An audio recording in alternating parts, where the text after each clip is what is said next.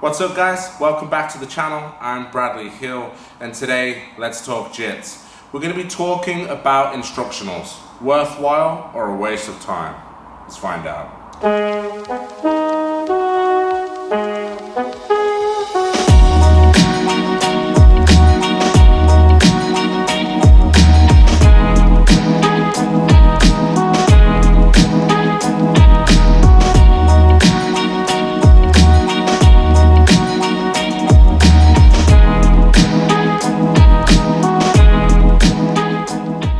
If we think of competitions as exams and sparring as your mock exam, then we can also look at as instructionals as the textbook and your lessons as the lecture. The students that rely solely on class time and what they can learn inside of that class time are not going to reach the same levels of the students that are doing the homework, that are reading, rereading, and highlighting through those textbooks, which are the instructionals, right? If you want to improve at a fast rate, you've got to be doing something different than all of your other classmates, all of your teammates. So you have to take your learning into your own hands. Independent learning can look like loads of different things. It could be private tuition, it could be instructionals, or it could be reviewing competition footage. Now, of course, there are downsides to instructionals. Sometimes you have instructors that just want to make a quick buck and they put loads of things in this instructional that they've never even used. I've seen people surfing on the back of people in a turtle instructional. That's why it's so important for you to watch and invest in instructors that you know are giving you good content and that you have sort of a rapport with, people that you like to listen to, that you like their teaching styles, and you learn from them well. If we just pick up any old instructional, then sometimes you're going to find that people are showing techniques that just aren't viable or that they don't use in their game. And that's part of the argument to watching competition footage over instructionals. You'll hear a lot of old school jiu-jitsu instructors talk bad about YouTube techniques. Oh, that kid's watching YouTube again. Oh, the blue belt over here is on the instructional hype. Instead of looking down on that thing, we all need to take into consideration that watching competition footage isn't always going to be beneficial to everyone. Because if you watch a Meow brother at a world championship and you see him berimbolo somebody straight to the back, unless you're at a high level, you're not going to be able to pick up every single detail of how he got to the back take. However, if you go onto Paulo Meow's Twitch channel right now, you can see him break down the berimbolo, watch his whole drilling session and see exactly what he's doing for hundreds of reps. And then the same thing if you watch somebody give you a detailed explanation as to what they're doing. That is going to help out the people that aren't at a level that can pick up the technique live and in real time. And that's one of the most important things when it comes to the instructional. The instructional is going to develop your understanding of the technique, so when you do go and watch that person in competition, you can pick up the subtle nuances that they use in their game. Whether it's a grip that I have when I'm shooting on the Omoplata, or whether it's an off balance that I use before the submission, that I might not necessarily discuss during the instructional.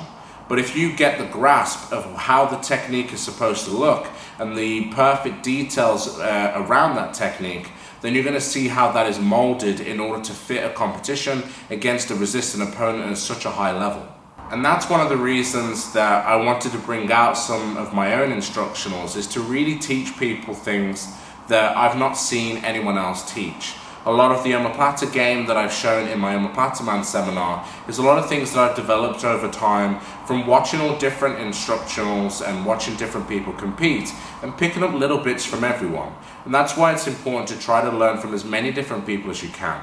There are a lot of instructors that really believe that you should be learning from one person. There's a lot of blind loyalty through jiu-jitsu.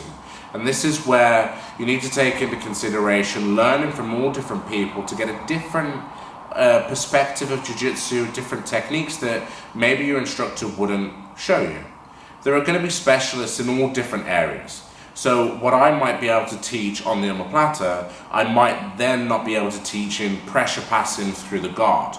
You might want to go to Rodolfo Vieira and look through one of his instructionals. Or you might want to go into John Danaher's leg lock system and really get involved in how he puts everything together for his finishers. So every person is going to have a certain speciality, and that's what you need to take into consideration when we're looking for these instructionals. Now, I use the Grapple Club for all of my instructionals, and the reason I do it is because of the clean aesthetic you get with the Grapple Club, but not only that, the very important thing that I like through the Grapple Club is how organized all the techniques are. I watch a lot of instructionals, and I have a few of them, and a lot of times they're 3 hours long, 4 hours long of each chapter, and you've got to try to search through this 4 hour long instructional to find the technique you want to drill. And then you've got to remember, if I get 50 minutes into it, I go and drill some techniques, I use my sparring, I come back and I'm thinking, man, that 17th technique that was in the instructional that I really needed at that point in sparring, how do I find that? And then you've got to watch through this whole 4 hours again, trying to find out the correct one.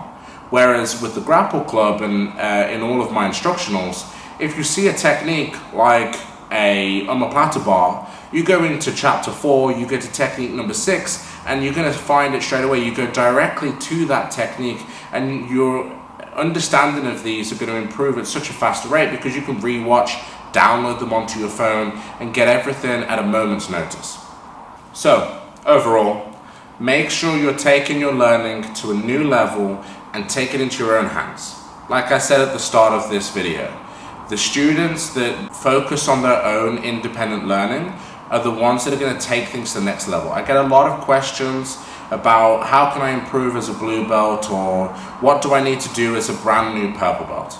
And you essentially need to be doing something different to what everybody else in the class is.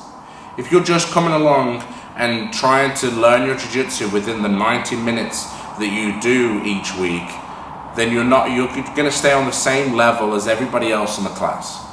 If you go home and you're searching on YouTube of matches of this, or you're on Flow Grappling and you're watching the ADCCs, or you're on the grappleclub.com and you're watching the newest instructionals that come out, you're going to be learning at a faster rate, have new techniques to apply on different people, and your training is going to go through the roof. You'll have your partner saying, whoa, where did you learn this? Where did you come up with this?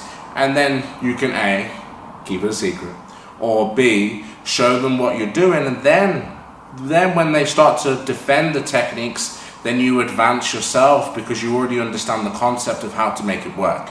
They start to prevent it in a certain way, you add in blocks, and then your understanding, your knowledge will just go through the roof constantly. And that's what I tried to do when I was growing up, especially as a blue and purple belt. I would have a private lesson with the Mendez brothers, and then immediately all my friends would be like, Brady, what did they show you? What did they show you?